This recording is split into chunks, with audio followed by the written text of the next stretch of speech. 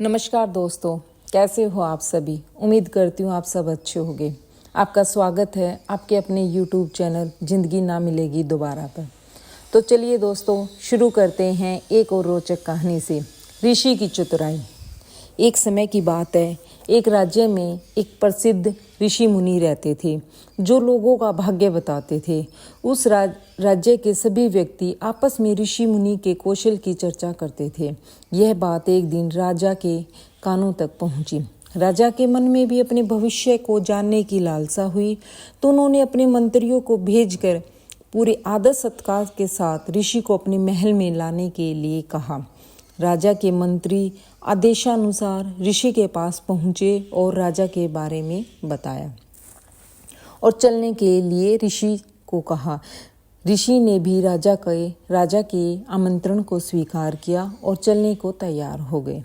जब ऋषि महल पहुँचे तो राजा ने उनका पूरे दिल के साथ स्वागत किया, उनको भोजन कराया और भोजन कराने के बाद राजा ने ऋषि को आराम करने को कहा।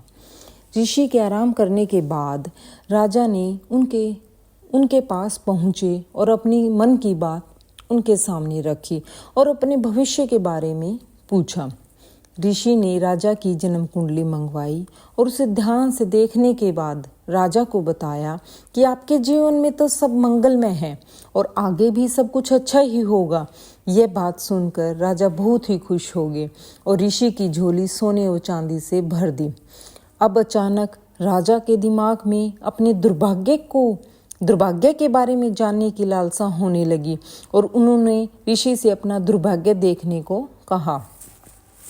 अब राजा के आदेश पर ऋषि ने राजा के भविष्य में दुर्भाग्य से जुड़ी सारी बातें भी उनको बता दी। अब राजा अपने बारे में कुटिल शब्दों को सुनकर ऋषि पर क्रोधित हो गया और चिल्लाने लगा।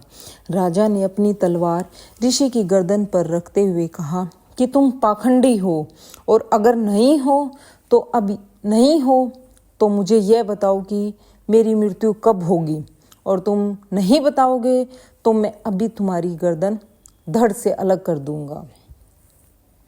अब क्या होता है दोस्तों, देखो, ऋषि यह समझ चुका था कि दुर्भाग्य के बारे में जानकर राजा क्रोधित हो चुका है। अब ऋषि ने अपने दिमाग के घोड़े दौड़ाए और राजा से कहा कि राजा, मेरी मृत्यु के ठीक 1 घंटे बाद आपकी मृत्यु हो जाएगी। यह बात सुनकर राजा थोड़ा सा हैरान हुआ और ऋषि की गर्दन से अपनी तलवार हटा दी। अब ऋषि की यह बात सुनकर राजा सहम गया, क्योंकि अगर उसने ऋषि को मार दिया तो ठीक उसके 1 घंटे के बाद वह खुद भी मर जाएगा। इसके बाद राजा ने ऋषि से माफ़ी मांगी और उनको जाने दिया। तो दोस्तों, इस कहानी से हमें क्या सीखने को मिलता है कि परिस्थिति जैसी भी हो, हमें सोच समझकर काम लेना चाहिए। गंभीर से गंभीर परिस्थिति में भी बुद्धिमानी से हल निकाला जा सकता है। यदि आप संयम से काम लेंगे तो कोई भी समस्या बड़ी नहीं होती। तो सोच समझकर काम करें दोस्तों। धन्यवाद।